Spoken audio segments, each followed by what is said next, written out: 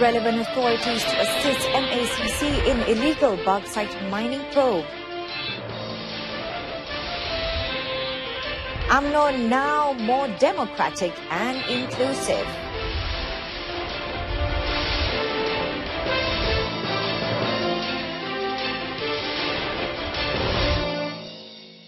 Good afternoon, you're with me, Renee Fong, on News on 2. The Pahang government has no objection to the Malaysian Anti-Corruption Commission MACC confiscating the bauxite stockpile amounting to over 10 million tonnes.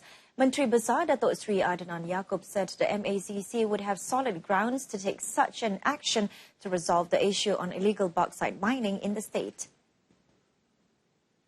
Ada sebab-sebab alasan tertentu yang mereka telah dapat maklumat dan mereka telah pun tentukan untuk mengatasi masalah ini, hanya ini saja cara yang boleh dibuat. Dan kita kena akur.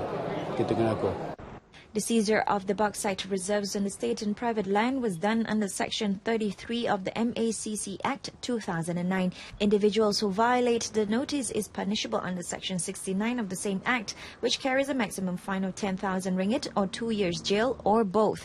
Since the beginning of last week, the MACC had been actively investigating the bauxite mining and conducting special operations after discovering that the mining activity was ongoing at Bukit Goh and Bukit Sagu, despite the moratorium being implemented from January 15, 2016 and would only expire on December 31st.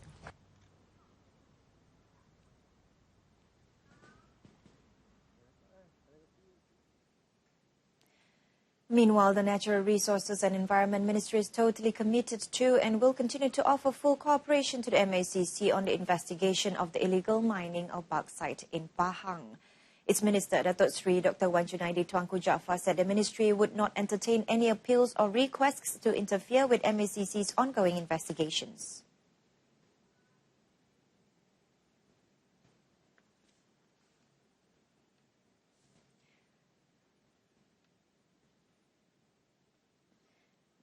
MACC is not ruling out the possibility of calling Pulau Pinang Chief Minister Lim Guan Eng to assist the investigation into the illegal operating factory case in Kampung Sungai Lembu, Bukit Mertajam from 10 years ago. MACC Deputy Chief Commissioner Operations, Dato' Azam Baki, said penanti assemblyman for Dr. Nolela Arifin may also be called for the same reason. Dato' Azam Baki asked all parties to give space to the MACC to conduct a thorough investigation of the case. And if necessary, the MACC would call the Chief Minister and Dr. Norlena, who made the case complaint. Meanwhile, MACC raided 2 homes and the office of the Pulau Pinang State Exco, who was detained to assist investigations into the case. According to the sources, MACC first raided the Exco's house in Taman Dahlia and later his other house in Sungai Puyu on Friday before finally raiding his service centre in Jalan Ong Yi Hao, Raja Uda, Butterworth. Following the raids, the MACC also arrested the Exco. The raid was aimed to get more documents and evidence to assist in investigations regarding the carbon filter processing factory. So far, 3 Seberang Perai Municipal Council officers were called to testify. To date, the MACC conducted no new arrests or seizures. Prime Minister Datuk Seri Najib Tun Razak said the move to abolish the quota and bonus vote system aimed to allow over 165,000 grassroots members to vote in the 2013 UMNO election is evidence that the party does not belong to him but to all its members. He said following the move, UMNO is now more open, democratic and inclusive compared to the era of the previous leader who had used the system to retain power. Datuk Seri Najib, who is also UMNO president, said each decision made is based on meetings held by the party leaders. He added that his appointment as the party's president was also because of the support from UMNO members. Tapi 165,000 ahli UMNO tak boleh dibeli, tuan-tuan. Tak boleh dibeli. Mereka undi ikut suka hati, ikut kehendak hati mereka. Dan Alhamdulillah, saya dah menang ketika itu tanpa bertanding.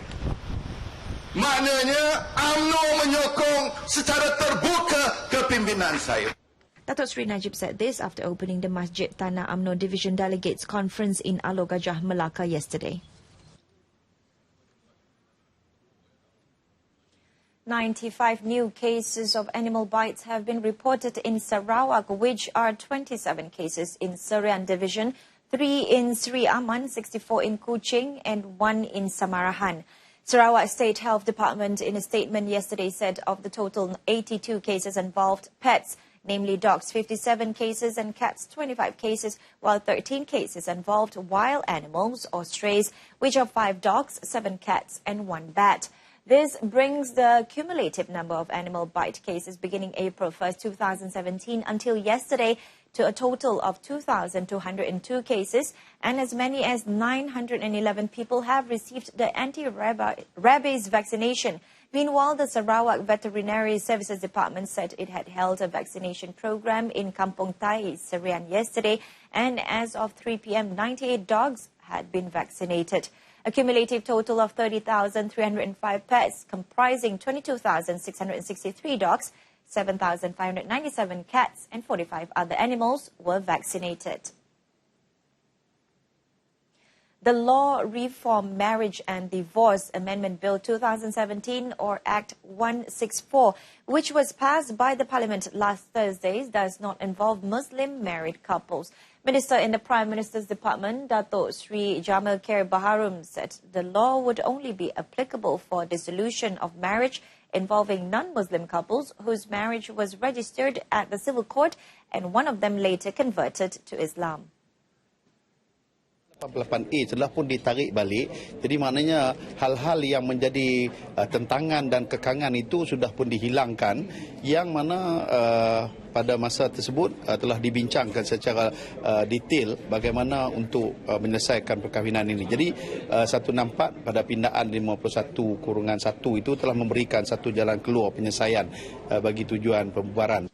Datuk Sri Jamal Khair said the amendments have helped many religious groups at the state level. It also helped in carefully addressing issues which arise when one of the individual from a non-Muslim couple becomes a Muslim.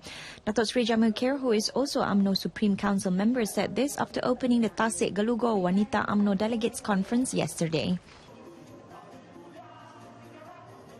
Beginning 12 p.m. today, all 19 toll plazas on the East Coast Highway have begun using the Electronic Toll Collection ETC payment system. These tolls from Karak to Kuala Terengganu only accept cashless payments either via Plus Miles, Touch and Go or Smart Tag. The East Coast Expressway 1, LPT 1 and 2 are the final highways to implement the system. LPT 1 concession holding company Anif Berhad, Deputy Head of Toll Management Ismailiza Ibrahim, said careful preparation have been made to ensure all toll plazas on the highway, namely Karak, Lancang, Temerloh, Janor, Maran, Srijaya, Gambang, Kuantan and Jabor are prepared for the transition. She said as one of the busiest highway concession in the country, the company ensured that all of its employees are ready for any possibilities which may occur. A survey conducted found that it takes around 15 seconds for a cash transaction per vehicle, while it only takes 6 seconds for a payment using the Touch and Go card and 3 seconds for Smart Tag users.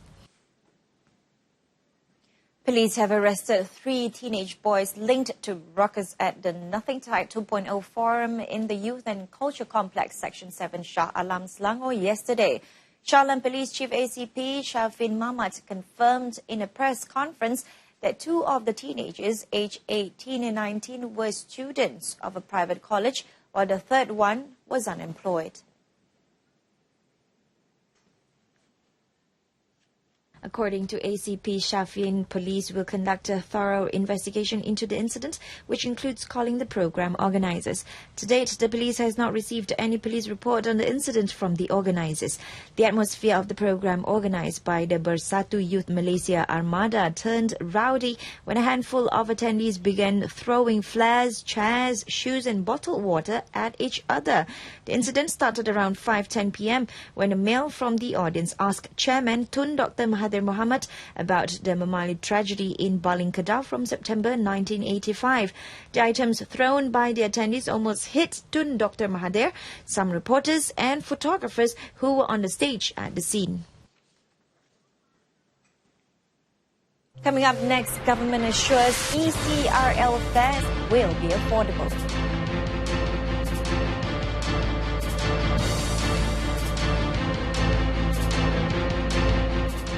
Cyberjaya Hospital, with a contract value of 475 million ringgit, is scheduled for completion in the year 2020. According to Cyberview Sdn Bhd Acting Managing Director Muhammad Najib Ibrahim, the hospital is expected to complement the public hospitals in Selangor.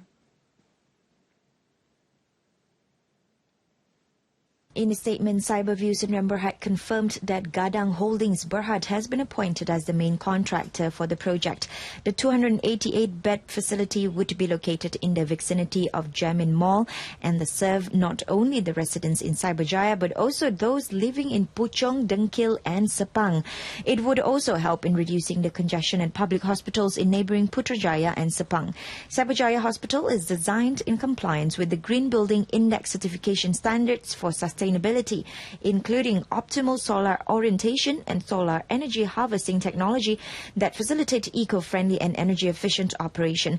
The public hospital is among the 11 major announcements made by Prime Minister Datuk Sri Najib Tun Razak at Cyberjaya's 20th anniversary celebration in May, aimed to enhance the city's offerings.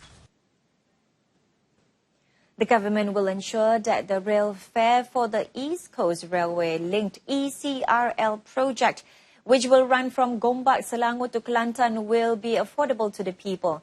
Kelantan Federal Action Council Chairman Datuk Sri Mustafa Mohamad is confident that the government will allocate subsidies as they did for the Mass Rapid Transit MRT project. Yang pentingnya bagi pengantar alam kerajaan prihatin pada rakyat, dan tambang itu kita pastikan affordable lah, affordable. Maknanya taman kenaikan itu tidak akan mampu menampung semua kos yang dibelanjakan.